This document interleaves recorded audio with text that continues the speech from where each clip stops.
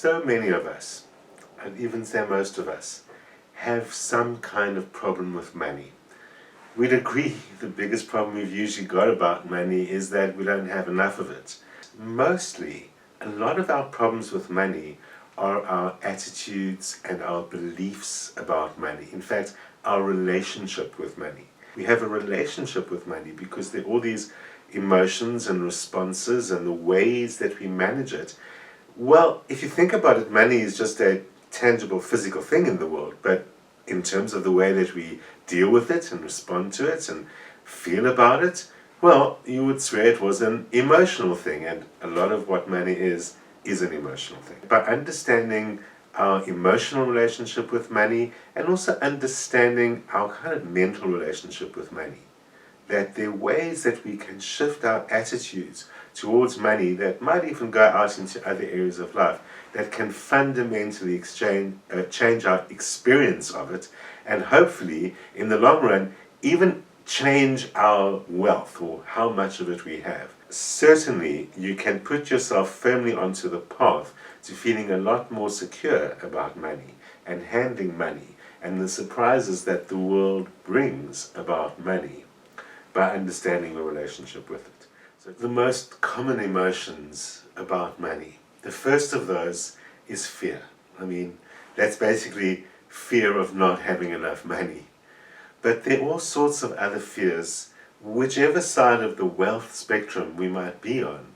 So many people, for example, fear not having enough money, but then there are people who fear that they might be judged because they've got a lot of money, or something else because they've got a lot of money. Having money is not a direct relationship with what emotions you're going to experience about it, because you can have fear whether or not you actually have the money. So while you might have fear of not having it, you might have fear of being judged because you've got it. You might have fear that you're judged because you got too much of it, or how you're using it. Fear is a very debilitating emotion, and it will affect how we manage our money, how we spend our money, and everything else about it. Then guilt is another emotion that we commonly see associated with money. It could be guilt about having money, could be guilt about having more than others, and maybe guilt about what you're doing or particularly not doing with that money. Some people who have money feel guilty that they're not being charitable enough with it. Some people who don't have money might feel guilty that they can't afford to be charitable in some way.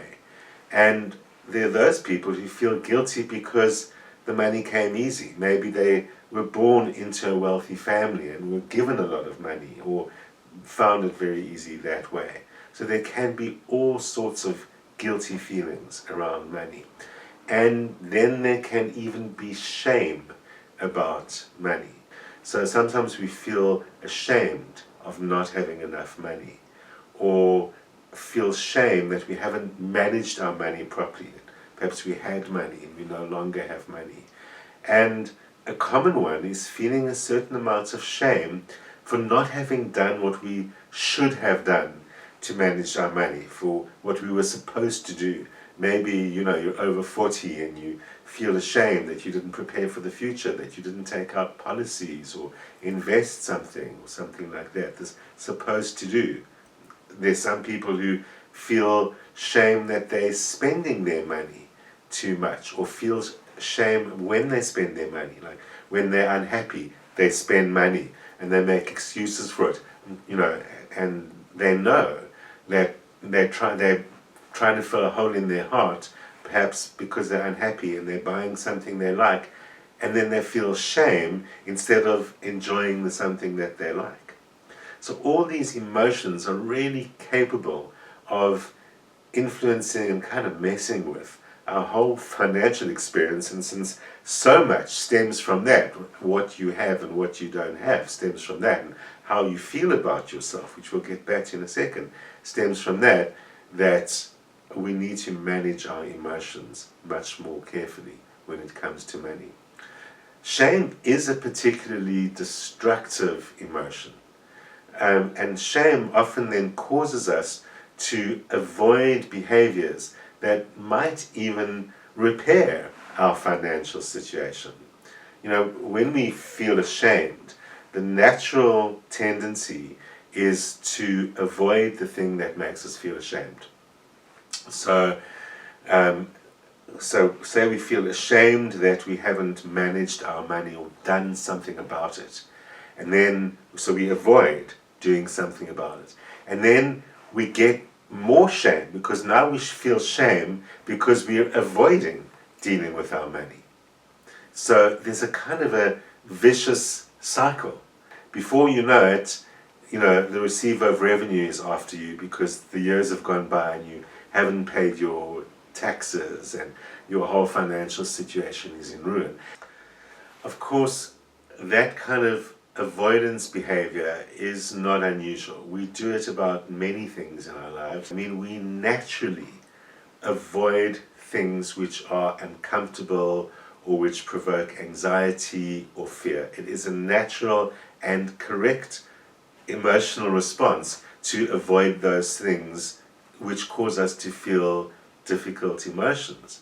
The problem is that it becomes quite a self-reinforcing behavior because in the beginning the avoidance works for exactly the reason we do it. So we avoid trying to feel uncomfortable. I don't want to deal with my financial situation because it makes me feel uncomfortable.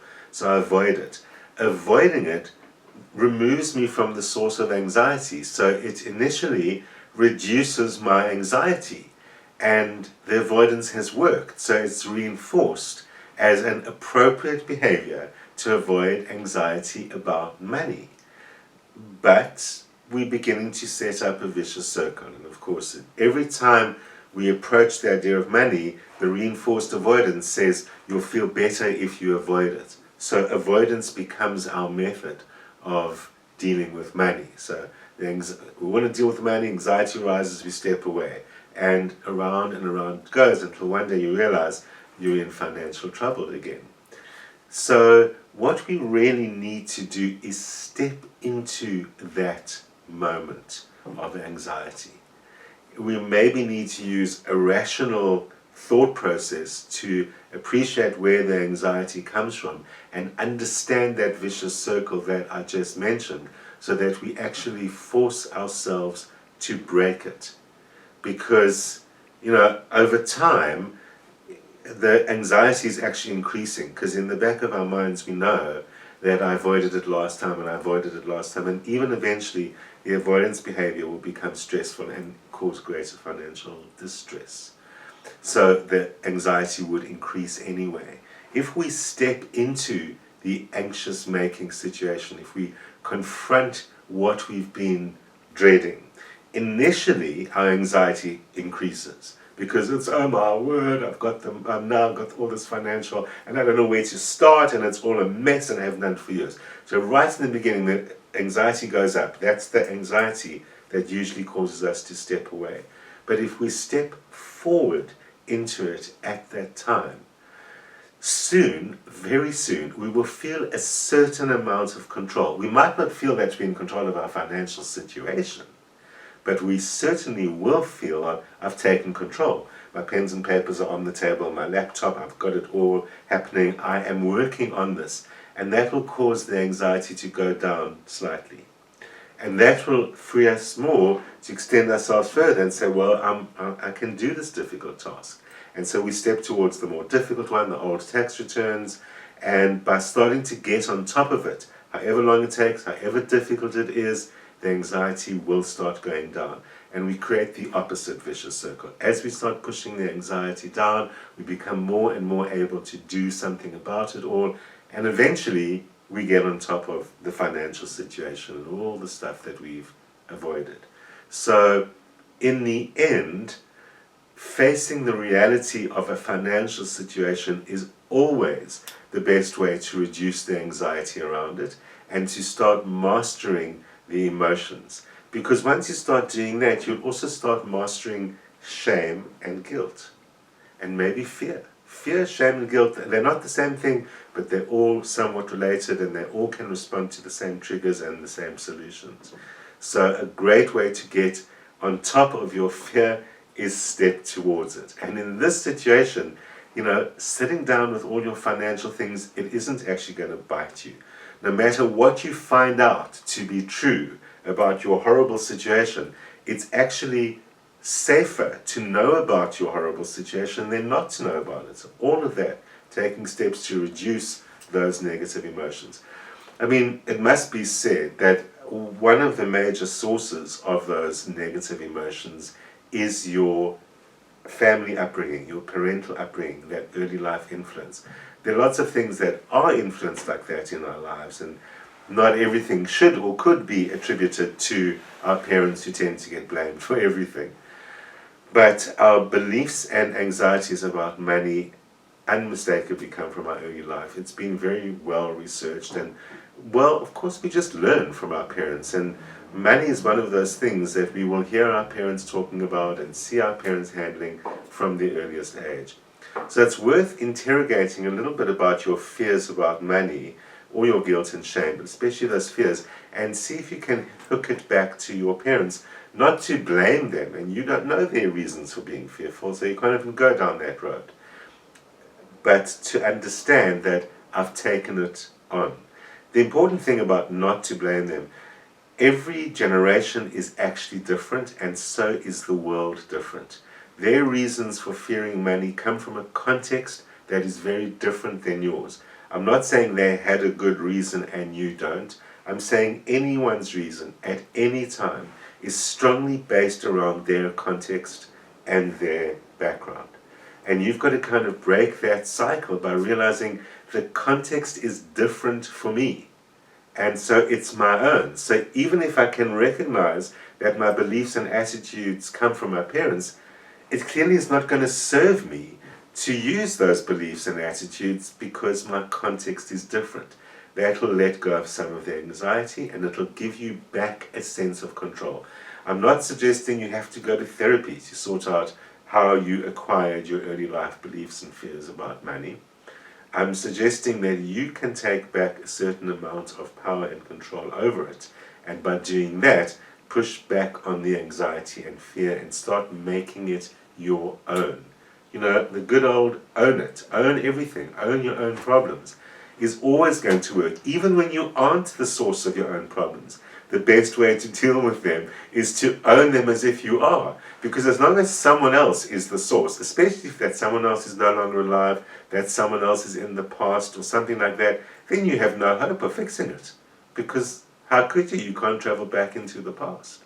So own it back and say, as much as I recognize that my parents' fear about money came from the fact that their parents grew up in the Depression and all of those kind of things, you can realize, okay, well, that's got nothing to do with me. And even if the circumstances look similar, they're never the same.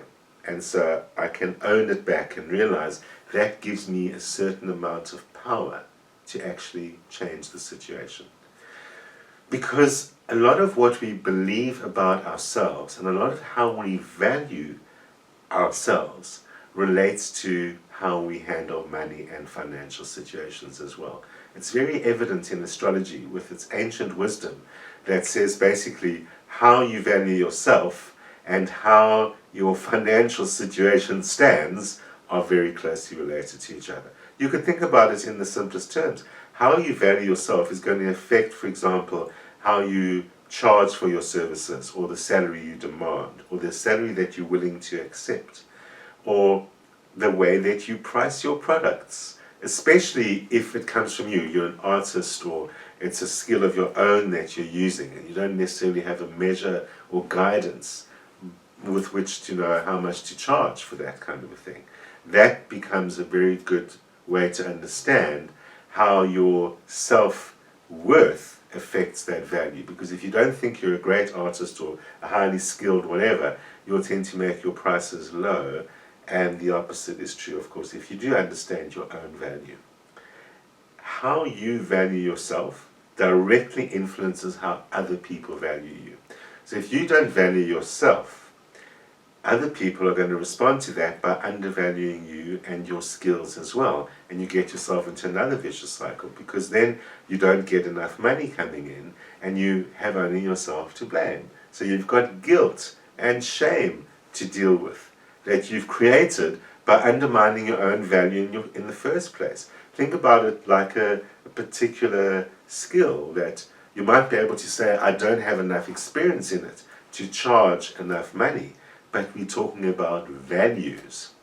So if you're offering a particular service, say that you're offering some kind of consulting service that is a well-established profession, but might not have strict guidelines about how much is charged for that.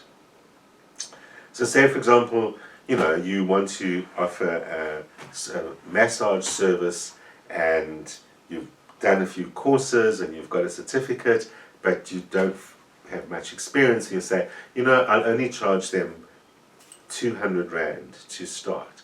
Everyone else is charging 300 Rand. But you say, I don't know, I'm just a beginner and I'm just going to charge 200 Rand. People who look for massages and know that they cost 300 Rand will look at you and think, can't be so good. Or they'll think, everyone else is ripping me off. Massages are only worth 200 Rand. Or those people who charge 300 Rand are ripping me off.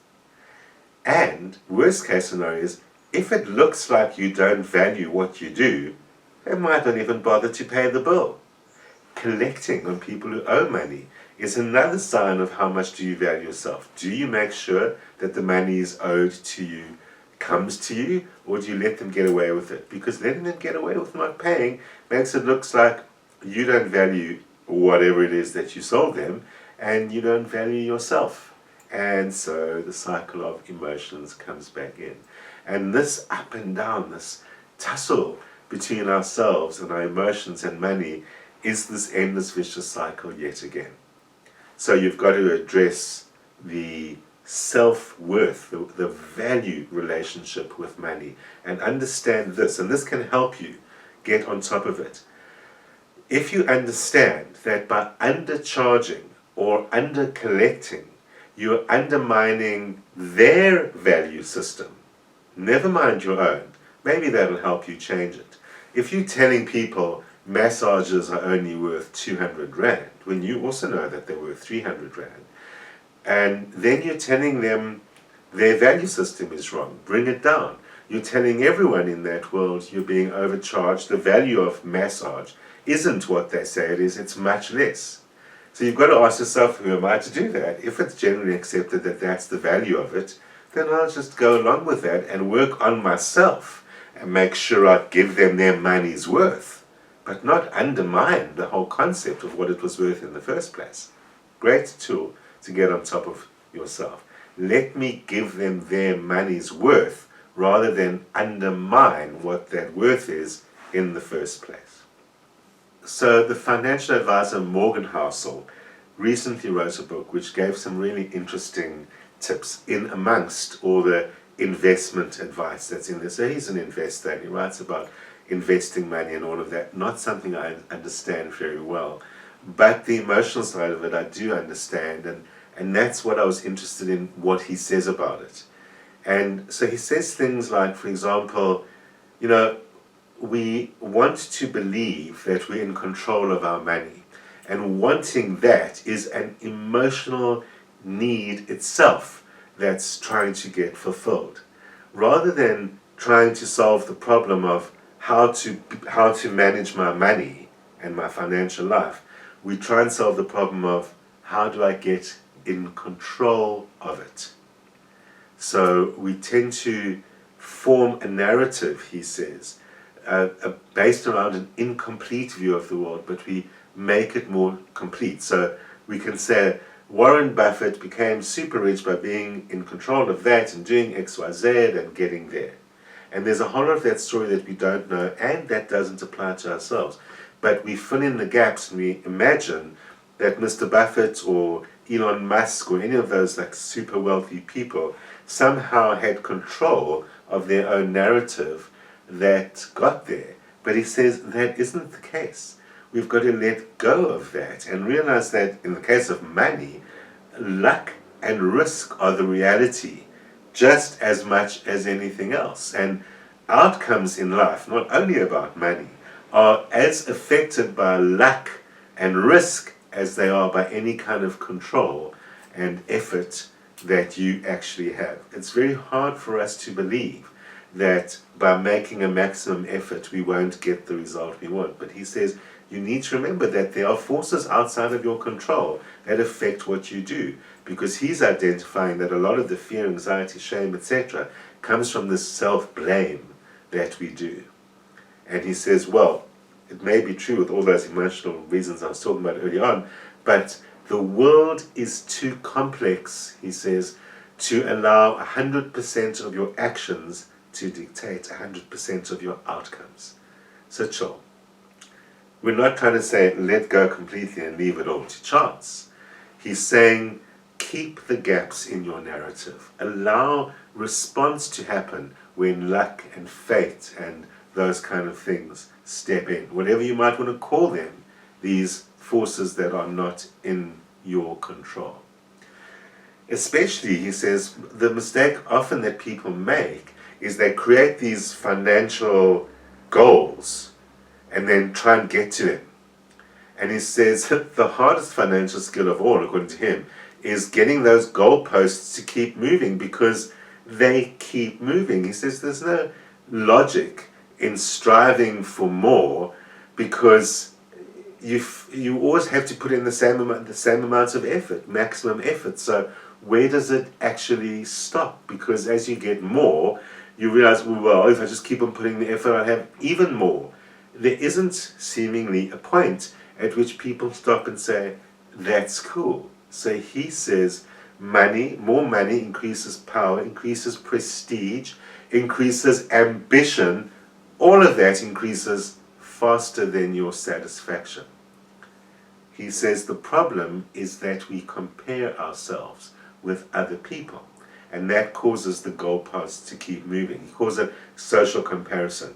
And he says the problem is that the ceiling of social comparison is so high that no one can ever hit it, and it keeps moving. It's a battle that can never be won. You can never keep up with that. He says the only solution is to stop that fight to begin with. Don't keep on fighting to equal whatever you believe is the standard or the requirements of your particular society. He says, accept that you might have enough, even if it's less than those people around you. That's the hard thing for us to do, even if it's less than those people around you. He says, maintaining a lifestyle below what you can afford is avoiding that endless treadmill of keeping up with the Joneses. Live a little kind of less than what you could if you really wanted to. And then you'll never feel as if I need to keep up with that, I better do that or whatever. You know, he says money and fancy things bring recognition and bring admiration and bring respect from other people. But he says if respect and admiration are your goal, be careful how you seek it. Humility, kindness, and empathy will bring you more respect than any fancy car ever will. Building wealth has little to do with your income and a lot to do with your attitude and, of course, how much you save. Like all experts, he tells us, the only way you can really get wealthy is by saving your money, not spending your money. So there's two benefits to living below your means, not above your means, below your means. You could live better than that, but you're not. The benefits are, on the one hand, you develop humility, and which is much more admirable than a fancy car. And on the other hand, you save more. Remember, I'm not the financial expert, but I've read enough to know the only way to gain wealth is to save more, is to not spend your own money all the time. Because income fluctuates, investments go up and down, all of that. It's what you save that makes all the difference. Savings, he says, can be created by spending less, and you can spend less if you desire less, and you will desire less if you care less what other people will think of you. A powerful point. Housel says, less ego, more wealth. Saving money is the gap between your ego and your income. And that's where the wealth comes from. The wealth is what you don't see. One of the most powerful ways to increase your saving is not to increase your income, it's to raise your humility. He says that if you define savings as the gap between your ego and your income, you'll realize why many people with decent incomes save so little, and why many people with not so decent incomes become very wealthy.